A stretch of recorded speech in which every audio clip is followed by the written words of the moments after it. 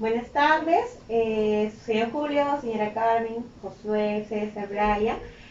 Como le habías mencionado, mi nombre es Karen Delgadillo, soy enfermera que está cursando la especialidad de salud familiar y comunitaria en la Universidad Winner. Y en esta oportunidad que ustedes me han brindado, les he traído un tema preparado para que puedan ustedes aprender y practicarlo en su día a día. Aparte del tema del cual ustedes también me pidieron sobre el uso adecuado de la mascarilla, pues vamos a hablar de otros temas que son muy importantes también. Vamos a iniciar con lavado de manos, que es muy fundamental en nuestro día a día. ¿Sí? Siguiente. Primero, ¿qué es? El lavado de manos es el conjunto de métodos, técnicas que remueven, destruyen, reducen el número y la proliferación de los microorganismos en las manos. Cuando hablamos de conjuntos, métodos y técnicas, nos referimos que hay pasos, procesos para poder realizar un adecuado lavado de manos. Porque en nuestras manos, como podemos ver en la imagen, hay muchos microorganismos que nosotros a simple vista no los podemos observar, pero microscópicamente se pueden observar que estos al ingresar a nuestro organismo pueden causar mucho daño, infecciones, inclusive puede llevarnos hasta la muerte. Entonces este tema es muy importante por más básico que pudiera ser. Siguiente.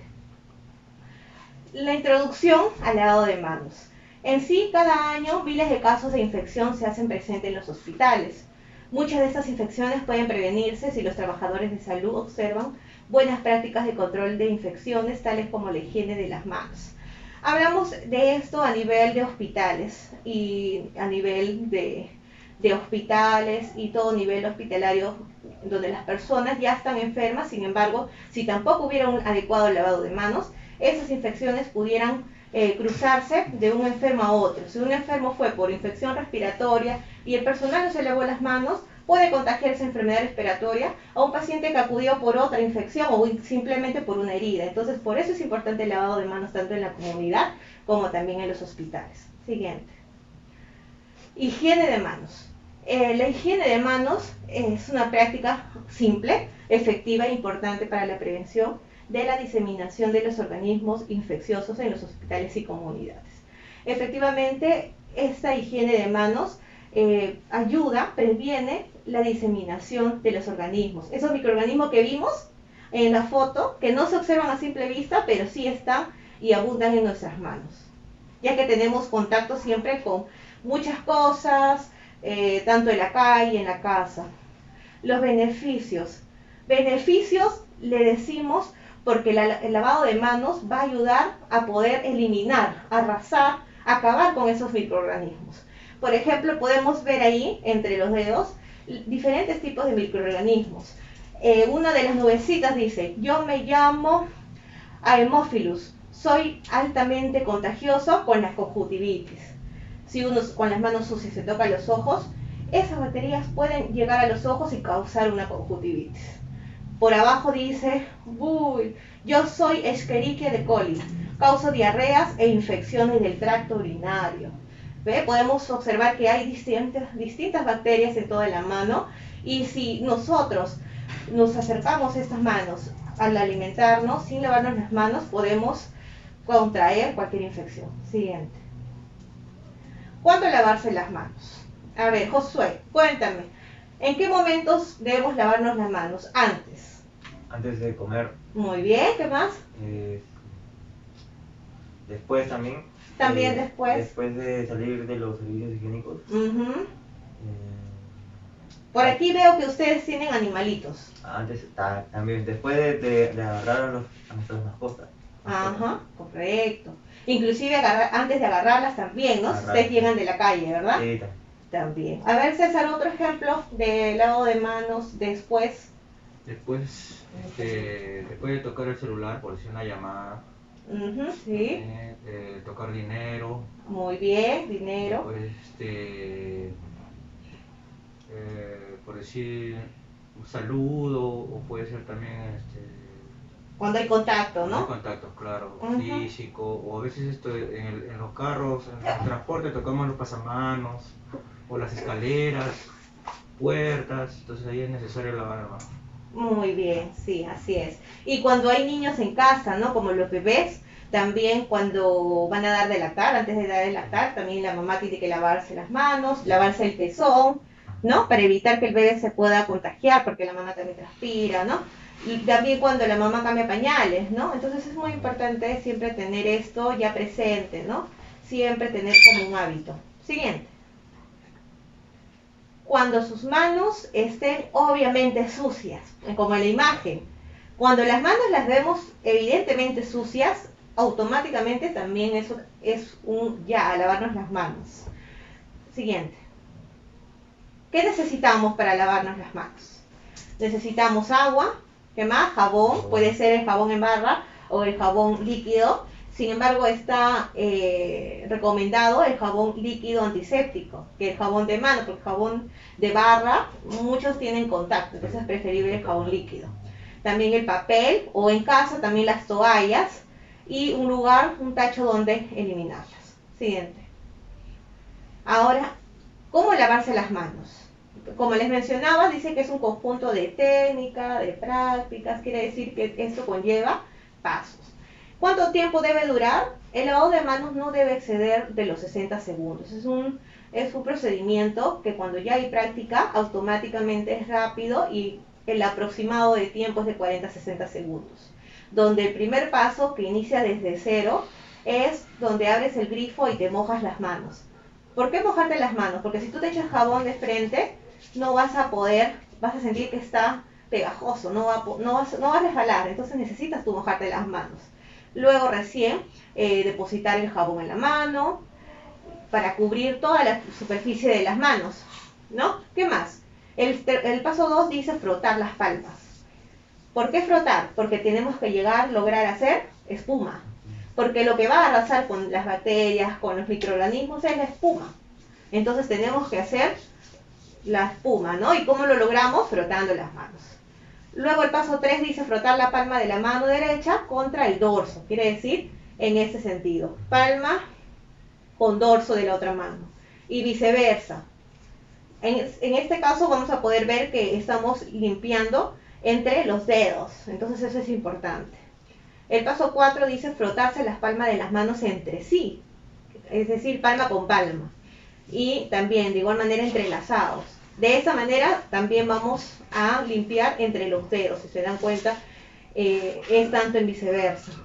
Luego el paso 5 dice el dorso de los dedos de una mano con la palma de la otra, en ese sentido, así como ven en la imagen. Siguiente.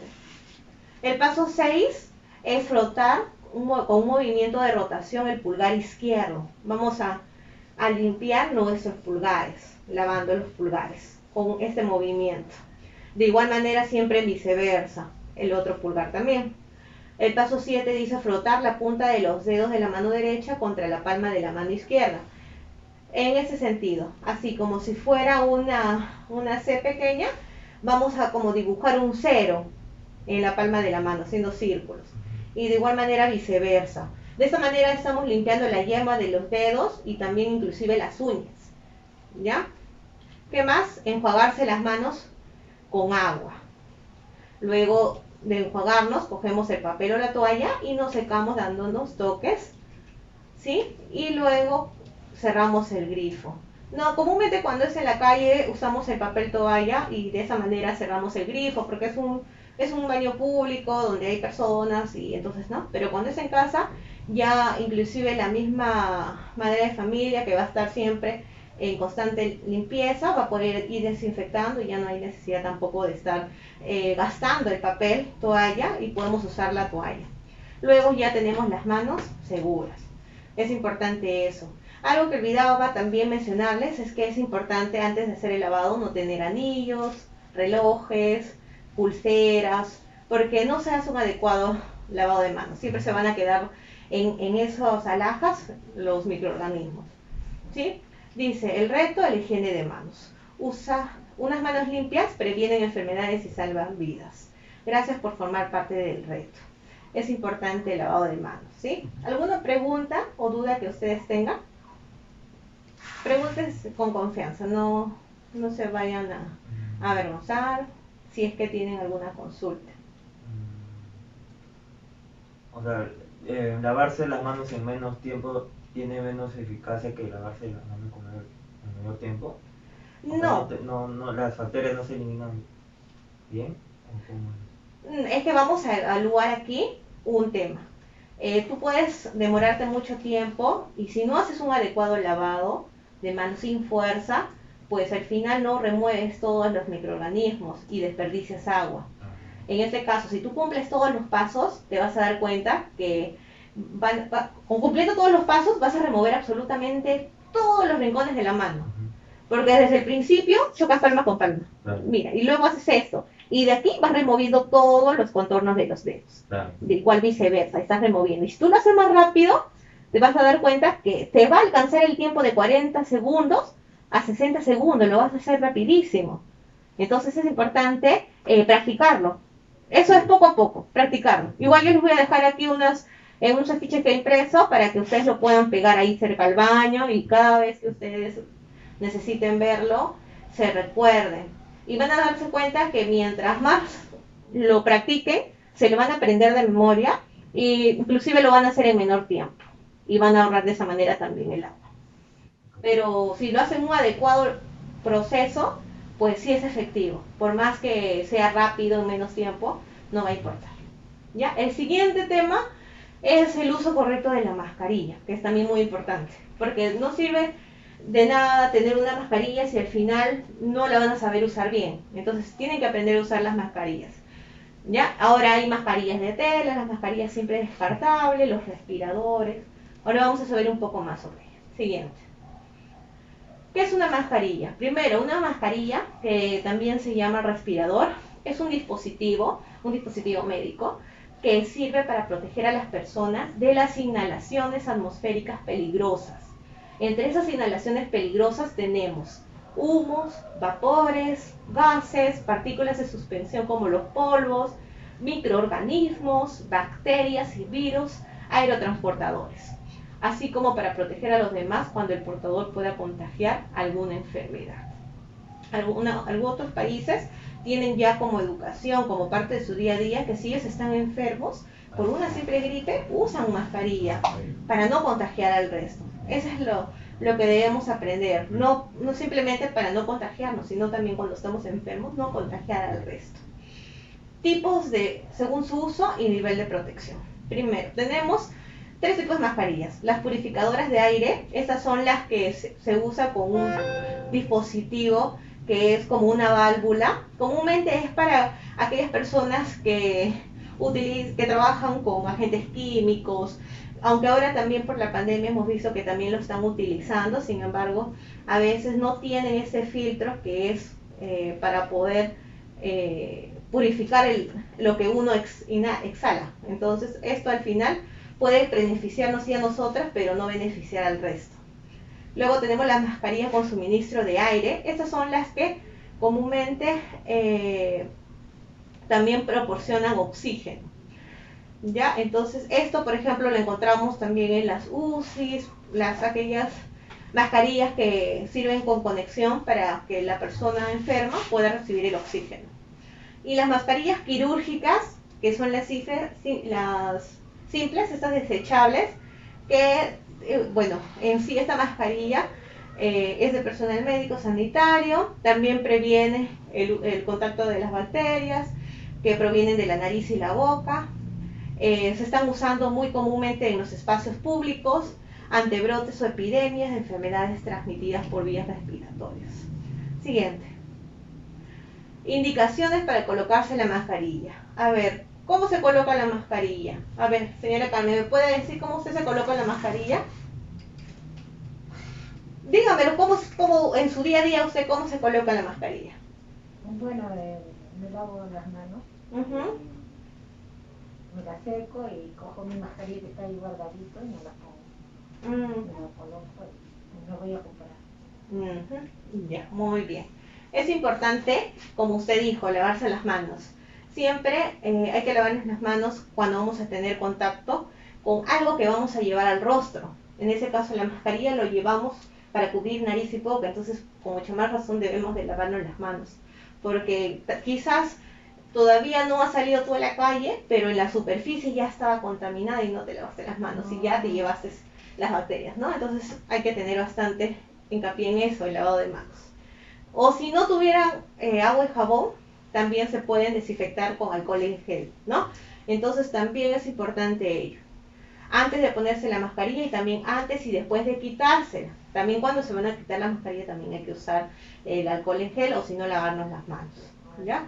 Luego dice inspeccione la mascarilla para verificar que no tenga rasgaduras o agujeros.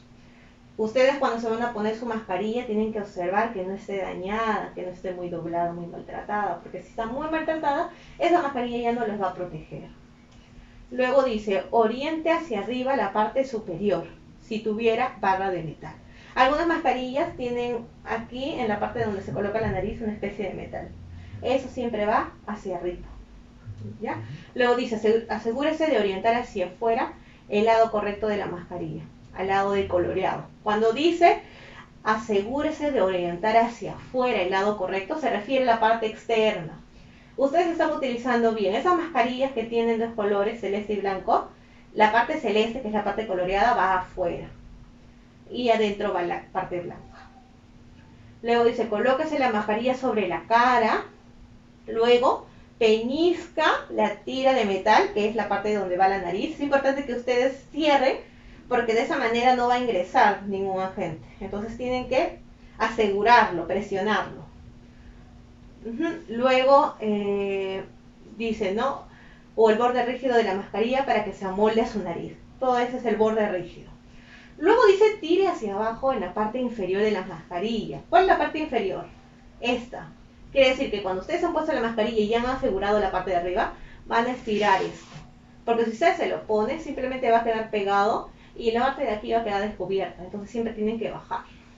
De esa manera, sella completamente. Cuando se quite la mascarilla,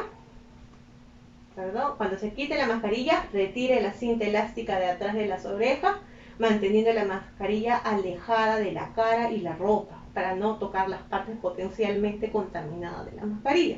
Si es de tela, lávela cada día. Y si es una mascarilla médica, tírela a la basura. O si estaba limpia, no ha habido mucho contacto, la puede guardar en una bolsa de papel. Entonces, ¿cómo dice que tenemos que retirarnos? Dice que de una de las partes elásticas de la oreja lo retiramos de esta manera, sin que haya contacto con la ropa.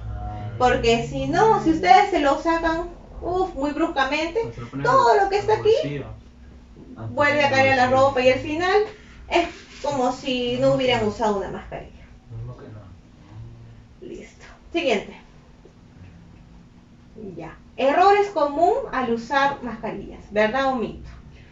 A ver, estos son enunciados y ustedes me van a decir si es verdad o mito, es como si fuera falso. Dice, el primer punto dice, evita tocar la parte delantera. ¿Eso es verdad o mito? Es verdad. Verdad, exacto. Cuando ustedes se van a retirar, no es que yo me lo retiro así, no, porque si yo hago esto, me toco toda la parte donde se ha quedado impregnado todo lo externo. Entonces, contamino mi mano. ¿Ya? Ok, entonces eso es verdad. Dice, no olvidar solo tocarlas desde las tiras al colocar y retirar. ¿Verdad o mentira? O mito. ¿Verdad? Exacto, ya habíamos mencionado que solo las tiras hay que al colocarnos y al tirarlas, ¿verdad? No hay que tocar otra parte. Dice, bajarse la mascarilla para hablar o usarla en la barbilla. Ese es un mito.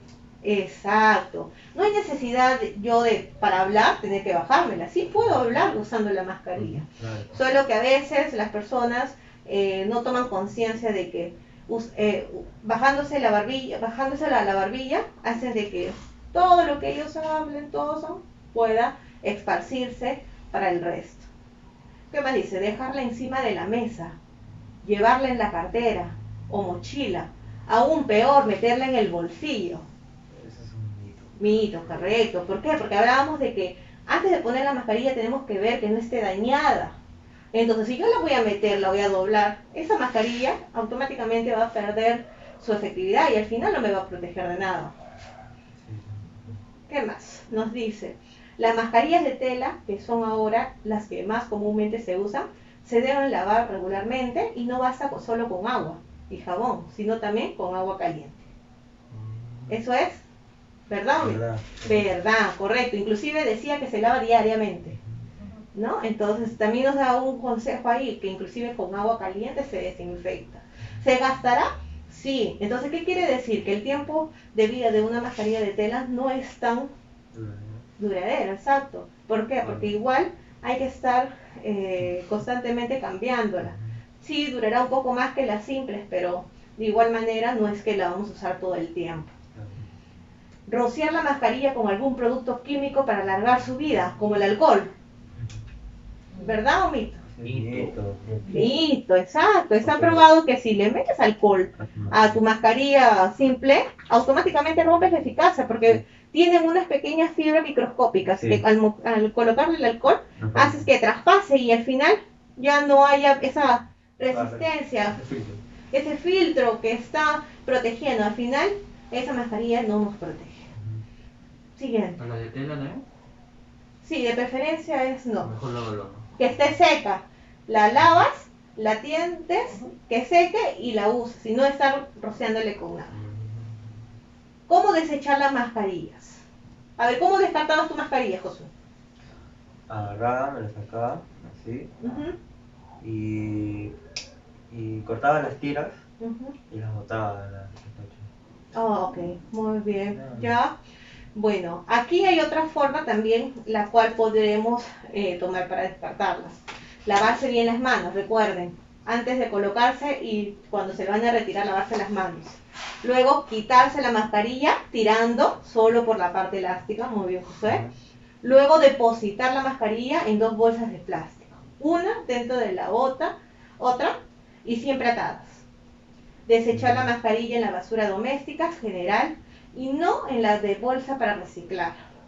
Si está enfermo con COVID, escribe en la bolsa riesgo de contaminación. En algunas partes se han estado manejándolo así porque sabemos que es muy contaminante, ¿no? Entonces tenemos también que cuidar al prójimo porque sabemos que hay recicladores y todo.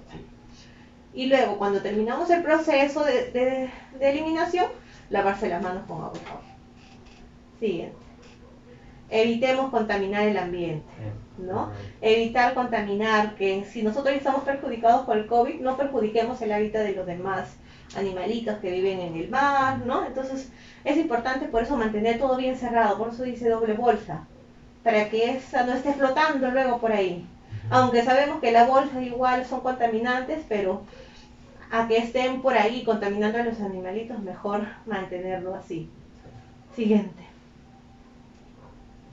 Recordar, para terminar con este tema, para guardar a diario la mascarilla o en momentos puntuales cuando se está en la calle, se recomienda hacerlo en una bolsa de papel o de tela limpio. Quiere decir que si ustedes van a ir a algún lado y van a comer porque trabajan y tienen que sí o sí salir a trabajar, pues lleven consigo una bolsa de papel o una bolsita de tela y ahí la pueden colocar sin doblarla. Es importante que puedan tener este hábito también. Luego dice guardarlo en un recipiente ventilado y evitar que esté en contacto con otra superficie. Como voy adelante, ustedes tienen una mesita y he visto unas cajitas. Está bien que cuando lleguen lo dejen ahí, porque de esa manera se ventila. No lo dejen en cualquier lado, porque contaminan todo lo que ha estado expuesto. Se lo dejan en la mesa, ya dejan la mesa contaminada. ¿Ya? Siguiente. Ya, bueno, ahora el siguiente tema es el botiquín, que también es importante porque en estos tiempos tenemos que tener este instrumento tan básico en nuestras casas. Siguiente. Primero, ¿qué es? A ver, señor Julio, usted que está muy callado, no participa mucho, cuénteme, ¿qué es el botiquín para usted? ¿Puede leer? Bueno, el botiquín es como dice, un portátil donde se guardan los equipos de primeros auxilios. Correcto. Entonces iniciamos diciendo que es un mueble pequeño, algo portátil. Quiere decir que es tan pequeño y tan básico que se puede llevar a cualquier lugar donde uno va. ¿Y qué exactamente va dentro del botiquín? Van los materiales que se van a necesitar en una urgencia, como es los primeros auxilios. Siguiente. La importancia. ¿Y por qué es importante tener un botiquín? Porque favorece el acceso inmediato para poder proporcionar primeros auxilios a la persona que lo requiera. Debe existir siempre en casa, en un aula donde hay niños, adolescentes, en el trabajo, etc. Siguiente. Objetivos. Aquí hemos recalcado dos objetivos principales, los cuales son identificar cuáles son los elementos que debe contener ese botiquín y también reconocer en qué uso le vamos a dar. Siguiente. Elementos esenciales. Cuando hablamos de elementos esenciales son los elementos que incluye el botiquín. Entre ellos tenemos los antisépticos, el material de curación, instrumental y elementos adicionales y medicamentos. Siguiente. Los antisépticos, ¿exactamente qué son? Van a ser sustancias cuyo objetivo principal es la prevención de la infección. Quiere decir que estos son sustancias que van a ayudar a limpiar, a desinfectar. ¿Ok? Antiséptico significa limpiar, o sea, es decir, algo que nos va a ayudar a evitar que esa herida se pueda hacer una infección, correcto, infectar. Se encuentran como iodopovidona, isodine, que es un jabón, también hay clorhexidina, también el alcohol al 70% es el recomendado, el suero fisiológico y el mismo jabón inclusive. Es importante reconocer, por ejemplo, en la imagen vemos el agua oxigenada, que esto es más usado para lavar las heridas. Está contraindicado directamente en lesiones de tejidos en cavidades orgánicas cerradas. Quiere decir que esta agua oxigenada solamente es para heridas que están expuestas, superficiales. El alcohol es para una desinfección de manos, sí. Es muy inflamable, hay que tener bastante cuidado con esto porque puede provocar incendios. Y también está contraindicado contra las heridas abiertas. Quiere decir que ustedes tienen una raspadura, un corte, nunca coloquen alcohol directo, porque lo que va a hacer es que arda y ni siquiera desinfecta la herida. Lo que se usa en ese caso de heridas es el agua oxigenada. El iodopovidona es un desinfectante de uso general, que se usan en quemaduras, erosiones, rosaduras. Cuando es una quemadura y van a la posta, lo primero que van a hacer es lavarlo con el iodopovidona, o si no también en algunos casos con agua oxigenada a los bordes de la quemadura. La clorhexidina también es un desinfectante de uso general, también para quemaduras, erosiones, rosaduras. ¿Sí? Es importante diferenciarlos. Lo más básico siempre es el alcohol y el agua oxigenada en el botiquín. Siguiente. Material de curación. ¿Se utilizan para qué? Básicamente para el control, como por ejemplo hemorragias. Si hay hemorragias, se utilizan las gasas, que es para cubrir las heridas y quemaduras. No usar algodón, porque el algodón tiene a hacerse una especie de pelusa. Y esa pelusa, si lo colocan en la hemorragia, en la herida, se pega y si se seca es bien difícil de retirarlo. Entonces, la gasa, que es automáticamente como un sellador, es fácil de retirarlo. Así como lo colocas todo sale. En cambio, el alcohol, tú pones un algodón, sale mitad de algodón. Entonces, es importante saber que el algodón no se utiliza en esos casos. ¿Qué más? Prevenir la contaminación y la infección, porque cubrimos, y al cubrir evitamos que agentes puedan ingresar.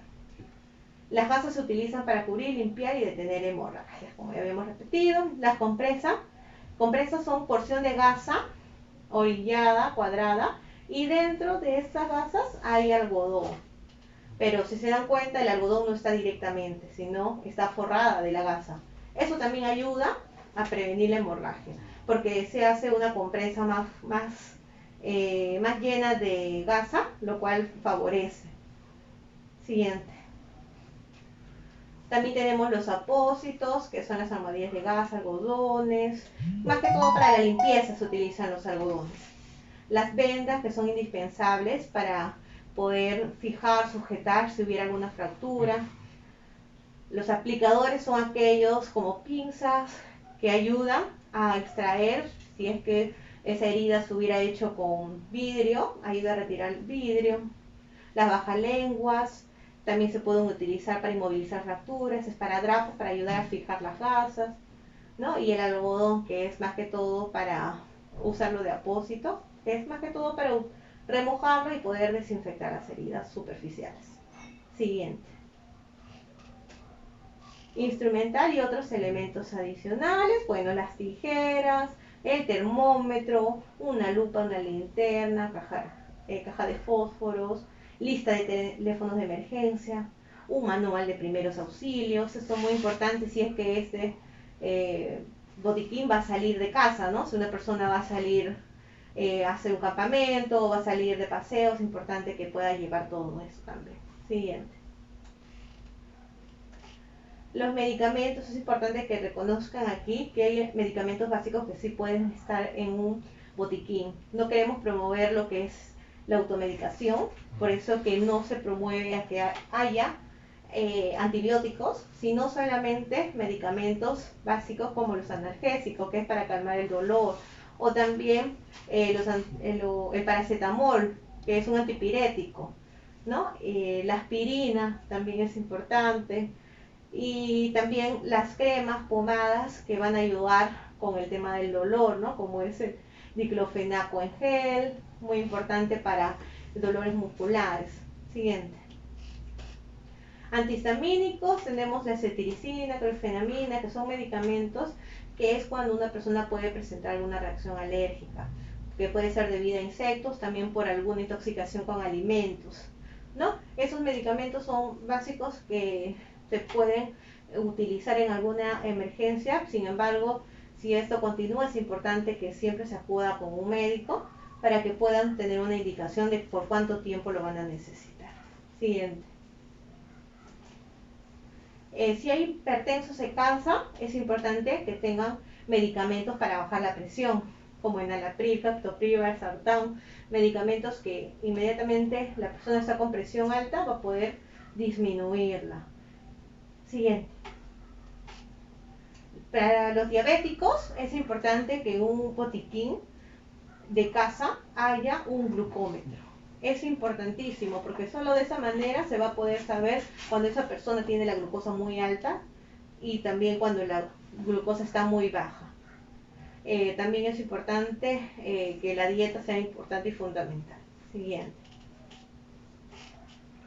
En caso de pacientes asmáticos, si en caso hubiera algún asmático, es importante que tengan medicamentos que ayuden a esto, como son tal vez dexametasona, prednisona o inclusive algún inhalador, ¿no? En caso de un asmático, el inhalador es fundamental. Siguiente. El mantenimiento. Cuando hablamos de mantenimiento nos referimos a que este botiquín no es que yo enero lo llené mi botiquín y me olvido, porque como nadie se enferma, me olvido hasta el otro año. No, este botiquín tiene que ser revisado periódicamente, porque sabemos que los medicamentos también expiran. Tenemos que saber cuándo vencen para estar cambiándolo, abasteciéndolo. También siempre conservar en sus envases originales.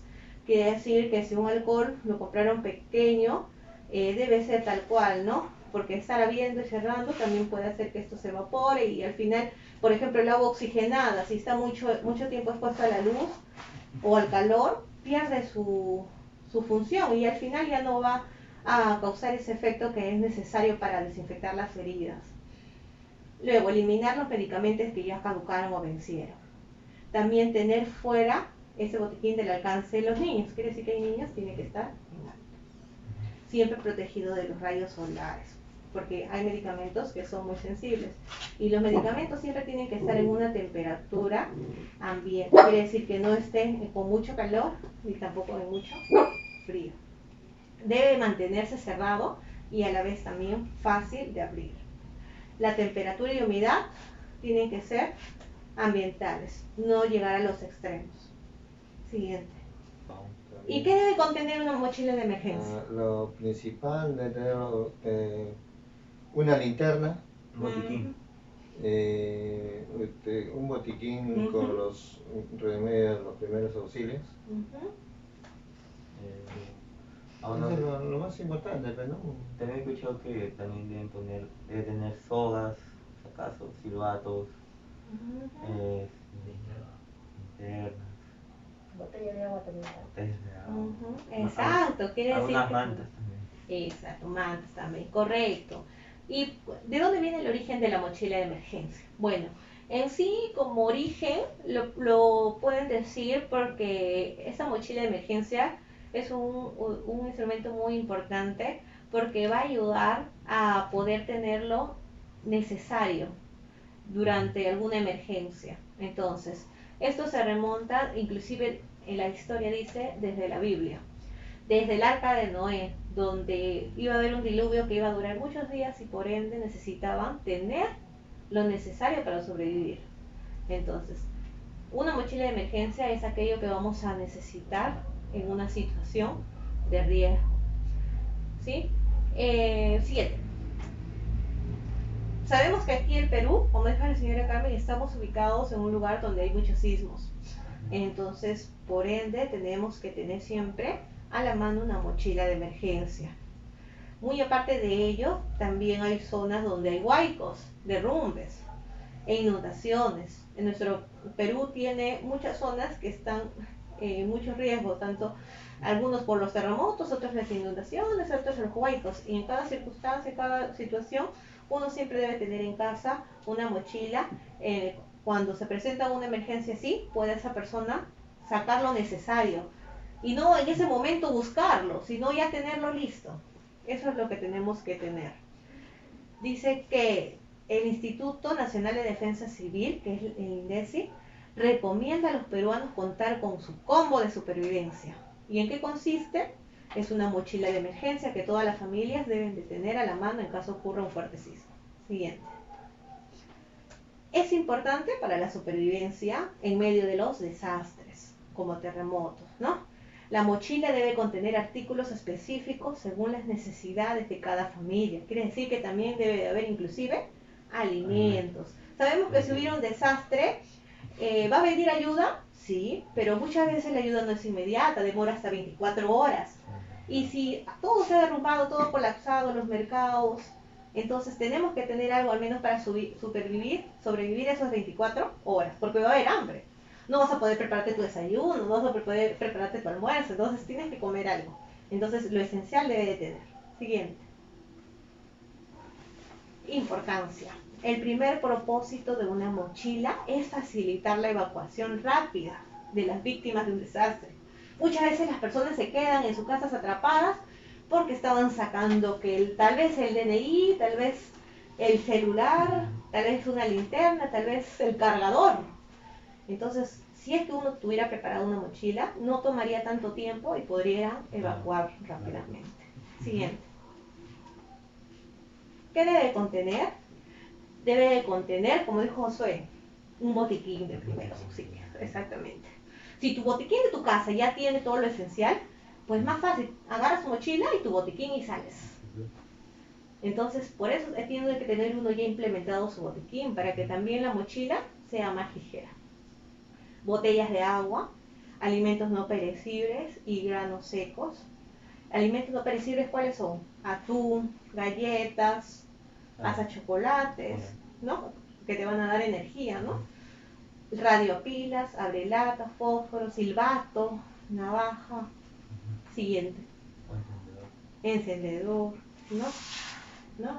Tenemos ahí artículos para bebés inclusive. Si hay bebés en casa, leche en polvo o evaporada, el biberón, papillas, pañales, ropa de cambio. Si hay un adulto mayor, pañales geriátricos, medicamentos, ropa de cambio. Siguiente. Y las mantitas, ¿no? También que son importantes.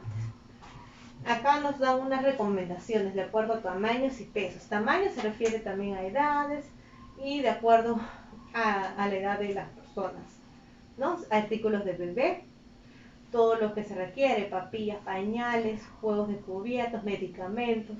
Si son mujeres en casa, en edad reproductiva, toallas higiénicas, pañitos húmedos, ¿no? Si también tenemos que tener en cuenta el gel antibacterial, el rollo de papel higiénico, es básico, las toallas de cara y mano.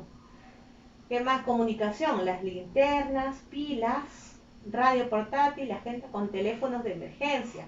Muy importante las pilas, porque tu linterna tú la has guardado hace 6 meses con tus pilas nuevas, pero también a veces se pueden acabar las pilas por más que no lo uses. Y si no has guardado unas pilas de repuesto, te quedas con tu linterna sin pilas, ¿no? Ya, siguiente. Y los documentos, porque en ese momento a veces hasta uno puede olvidar la billetera, entonces tienes que tener en tu mochila de emergencia las copias de DNI, fotocopias de DNI, partida de nacimiento, inclusive si hay niños menores de edad, el carnet de seguro, inclusive si tienes tu casa, hasta tu título de propiedad. Es importante tener esos documentos esenciales, porque recordemos que todo está colapsando, ¿no? Ha colapsado hasta mismo Renier, hasta posiblemente. Siguiente. ¿Dónde dejar la mochila? Dice que la mochila, que ya tiene todo lo necesario, debe estar en un lugar ubicable y de donde se pueda sacar inmediatamente. No va a estar también al fondo, encima de varias cosas, no, tiene que estar, de ser posible, tal vez encima del ropero, ¿no? Lugares visibles, que estén a la mano. Siguiente. Otras recomendaciones, inclusive direcciones de hospitales, postas o lugares más cercanos. La comunicación es fundamental, por eso siempre nos habla de tener inclusive una radio. Caja de herramientas, inclusive una caja de herramientas multifuncional, muy importante. El botiquín, el tema de los víveres también, siempre verificar las fechas de vencimiento, no nos olvidemos de eso. Si tenemos ya guardado, siempre verificar cuándo se vence para poder estar cambiando. Y si ante un peligro de desastre, mantenerse siempre informado y escuchar las recomendaciones de las autoridades. Y lo más importante, si es que la familia no está toda junta, si la familia siempre tiende unos a trabajar, otros a estudiar, los sismos pueden ocurrir en cualquier momento, entonces siempre deben de tener un punto de concentración, en el cual cuando ocurra, si es que todo ha colapsado la comunicación, sepan dónde encontrarse, para que no se pierdan, para evitar que estén desaparecidos, siempre es importante, ¿sí? Y listo, gracias por escuchar los temas. ¿Alguna pregunta? Sé que la mochila de emergencia debe contener varias cosas, ¿no? Supongo que en una mochila no cabería toda. De preferencia, hay unas mochilas que son inclusive como de viaje, que son más profundas, más anchas. Esa sería buena que uno se pueda hacer para que pueda tener lo esencial. De igual manera, si tuvieras mochilas pequeñas, tal vez 1 o 2 mochilas, ¿no? Y si son varios miembros en la familia, tal vez una no sea suficiente. Tal vez hay una mochila del niño, otra del papá, otra de la mamá, ¿no? Y que se pueda sacar todo siempre visible para que todos lo puedan tener a la mano. Muy bien, entonces agradezco bastante su atención. Ha sido muy grato estar aquí y poder brindarle estos conocimientos, esta parte de promoción de la salud, que es muy importante, que no solamente lo hayan escuchado ahora, sino que quede también en ustedes, que lo puedan practicar, porque es la única manera en la cual vamos a poder prevenir tantas enfermedades y también evitar, ¿no?, que en este caso el COVID pueda llegar a las casas, ¿no?, que se cuiden como familia. Siempre aceptar y hacer caso a las recomendaciones de las autoridades, ¿no?, que también nos dicen sobre el distanciamiento social. Entonces cumplámoslo todo y vamos a estar bien, ¿no?, como familia, como comunidad. Sí, muchas gracias. Gracias,